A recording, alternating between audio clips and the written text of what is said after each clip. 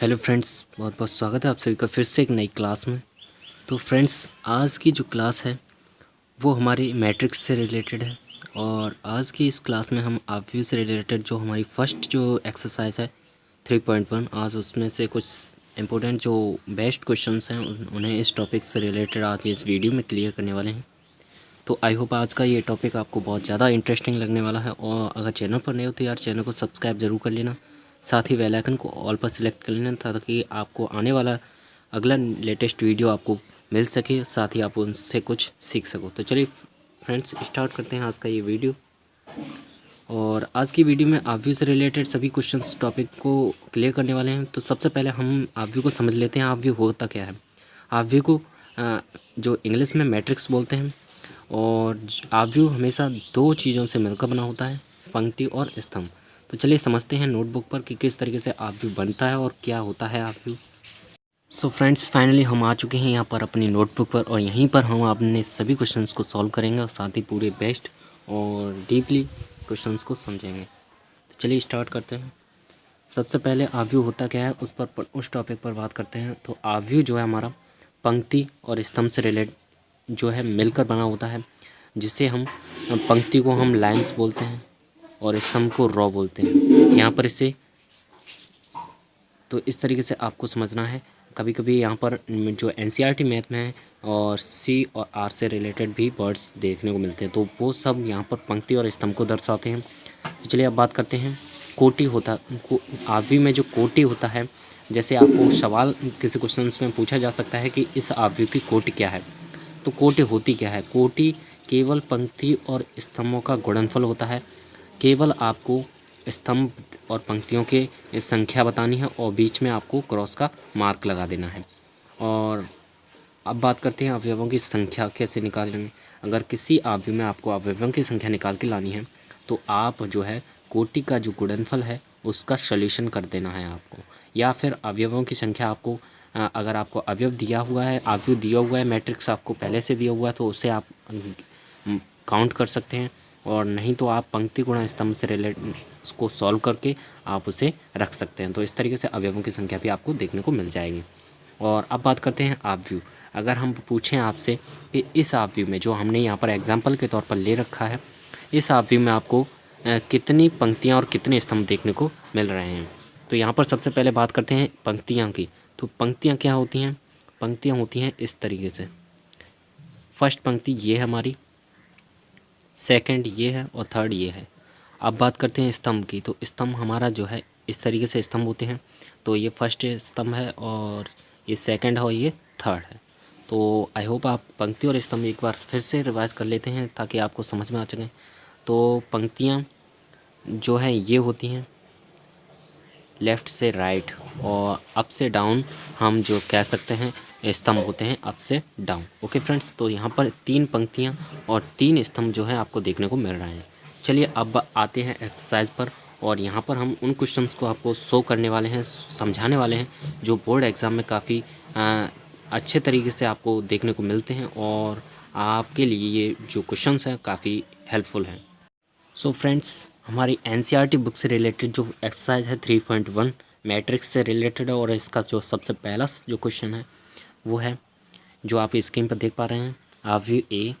जो इसके एलिमेंट्स जो दिए हैं वो सभी यहाँ पर आप शो हो रहे हैं, और हमें यहाँ पर आपको क्या क्या इस क्वेश्चंस में जो आपको सॉल्व करके लाना है वो है इस ऑब्व्यू की आपको सबसे पहले कोटि बतानी है, अवयवों की संख्या बतानी है और अवयव बतानी है।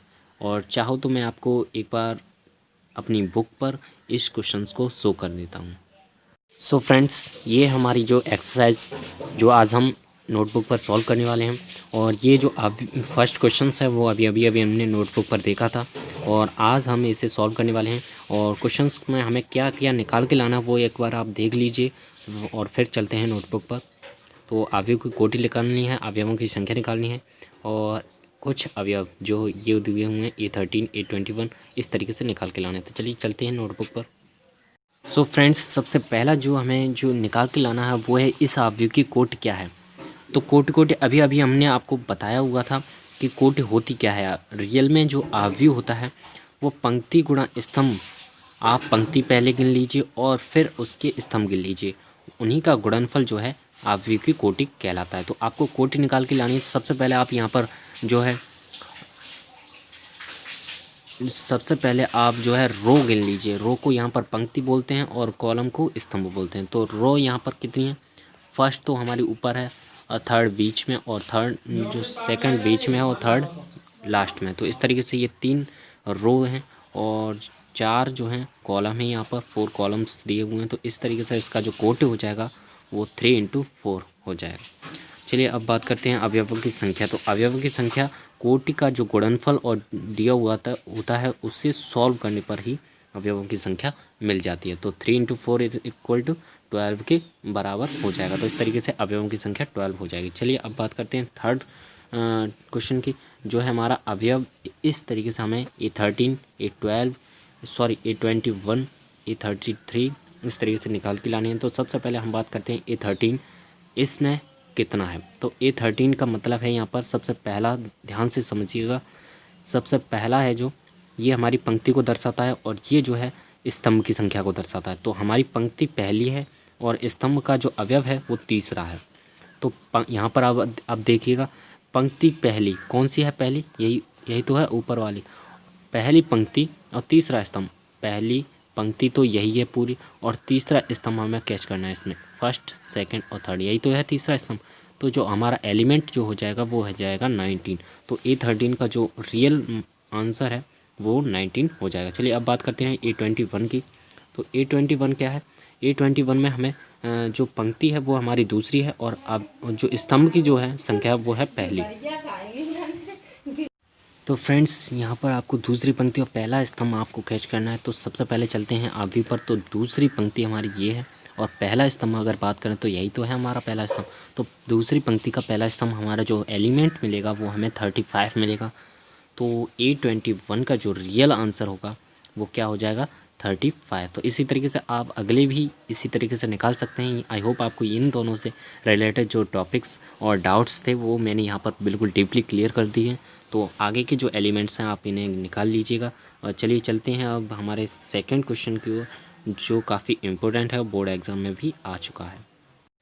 तो फ्रेंड्स सेकंड क्वेश्चन जो हमारी बुक का है वो है, यदि किसी अवयव में 24 अवयव हैं तो इसकी संभव कोटियाँ क्या हैं, और यदि इसमें अवयव 13 हो जाते हैं, सॉरी दिखा देता हूँ आपको, शो कर देता हूँ, 13 अवयव हैं तो कोटियाँ क्या होंगी। तो यहाँ पर ये क्वेश्चंस अगर हम यहाँ पर सेकंड को डीपली समझ लेते हैं तो थर्ड क्वेश्चन इसी तरीके का है और इससे आप इस क्वेश्चंस को समझ लेते हैं तो आप इसे आसानी से कर पाओगे और बोर्ड एग्ज़ाम में भी अपने जो मार्क्स हैं इंक्रीज कर पाओगे। तो चलिए चलते हैं सेकंड क्वेश्चन को नोटबुक पर लेकर। So friends finally second question को हम नोटबुक पर ला चुके हैं और इसमें जो क्वेश्चंस हमें पूछा गया था वो था, सबसे पहले अगर हमें अवयव 24 जो है अवयवों की संख्या दी हुई है तो संभावित कोटियाँ क्या होंगी। तो संभावित कोटियाँ होती क्या हैं, एक बार फिर से रिवाइज कर लेते हैं। कोटियाँ जो हैं पंक्ति गुणा स्तंभों की संख्या होती है और अवयवों की संख्या क्या होती है, पंक्ति गुणा स्तंभों का जो गुणनफल जो निकल के आता है वो होता है वही होता है अवयवों की संख्या। तो यहाँ पर आपको संख्या दी हुई है अवयवों की और कोटि निकाल के लानी है। तो यहाँ पर गुणनफल का जो रियल मान है वो दिया हुआ है और इसे आपको गुणनखंड करके बता देने हैं, तभी तो कोटियाँ निकल के आएंगी। तो यहाँ पर हम जो अगर कहें तो सबसे पहले बात करते हैं 1 की। अगर पंक्ति 1 है तो स्तंभ 24 हो जाते हैं, तब भी यही जो है अवयवों की संख्या 24 ही रहेगी, क्योंकि इन दोनों का गुणनफल 24 ही रहेगा। और अगर बात करें, इसे आप उल्टा भी कर सकते हैं, 24 × 1 भी क्रॉस 1 भी लिख सकते हो। और यहाँ पर अगर हम पंक्ति 2 लेते हैं तो स्तंभ 12 होकर भी यहाँ पर जो कैलकुलेशन करते हैं तो 24 ही निकल के आएगा। तो चलिए आगे की जो संभावित कोटियाँ हैं वो हैं 3 × 8, आप इसे कैलकुलेट करके देख सकते हैं, 24 ही इसका रियल मान आकर आएगा। आगे बात करते हैं 6 × 4, बस यही संभावित कोटियाँ हैं, क्योंकि इन्हीं जो गुणनफलों का योग जो है 24 आ सकता है। चलिए अब बात करते हैं बाद में अगर अवयव 13 हो जाते हैं तो संभावित कोटियाँ क्या होंगी। तो 13 एक विषम संख्या है और अगर हम इसमें पंक्ति 1 लेते हैं तो स्तंभ 13 लेकर ही गुणनफल 13 हो पाएगा। और अगर इसे उल्टा करके केवल यही, या तो इसे सीधा लिख दें या इसका जो है अपोजिट लिख दें, केवल यही 2 संभावित कोटियाँ होंगी इस जब हमारे अवयव में केवल अवयव 13 होंगे। तो आई होप आपको ये क्वेश्चंस डीपली समझ में आ चुका होगा। तो चलिए अब बात करते हैं फोर्थ क्वेश्चंस को लेकर, जो काफ़ी इंपॉर्टेंट है, बोर्ड एग्जाम में भी हर बार पूछा जाता है। तो फाइनली फ्रेंड्स, हमारा जो 4 नंबर का क्वेश्चन है वो फाइनली नोटबुक पर आ चुका है। आव्यू 2x2 हमें दिया हुआ है और इस तरीके से हम आव्यू की एक रचना करते हैं जिसमें एलिमेंट इस तरीके से हमें रखना है। अब हमने ये किस लिए रखे तो यहाँ पर हम आपको डीपली भी समझाते हैं। तो यहाँ पर देखिए, सबसे पहला अवयव है पहली पंक्ति पहला स्तंभ, तो 1 × 1 1 1 ही रहना है। पहली पंक्ति ही है ये, और दूसरा स्तंभ में तो पंक्ति के स्थान पर हमने पहला रखा है और स्तंभ के स्थान पर दूसरा। तो इस तरीके से आपको यहाँ पर दूसरी पंक्ति है तो पंक्ति के स्थान पर दो रख दिया है और स्तंभ पहला है हमारा। तो इस तरीके से हमने ये अपना अवयव एक निर्मित किया है। तो चलिए अब हमें यहाँ पर इन अवयवों का रियल मान हमें निकाल कर लाना है।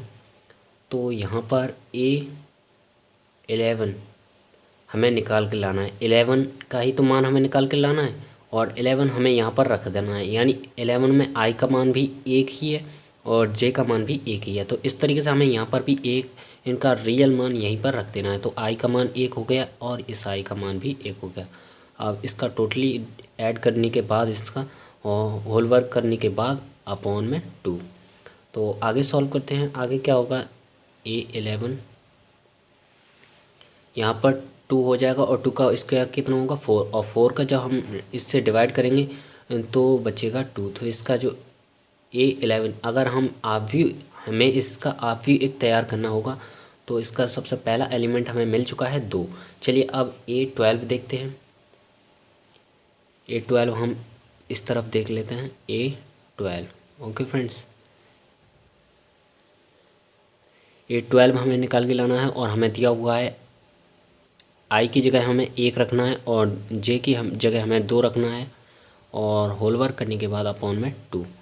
तो A12 हमारा निकल के आएगा 3 का स्क्वायर 9/2 इसका राइट आंसर हो जाएगा। तो हमें ये एलिमेंट भी मिल चुका है। अब हम बात करते हैं A21 अवयव की।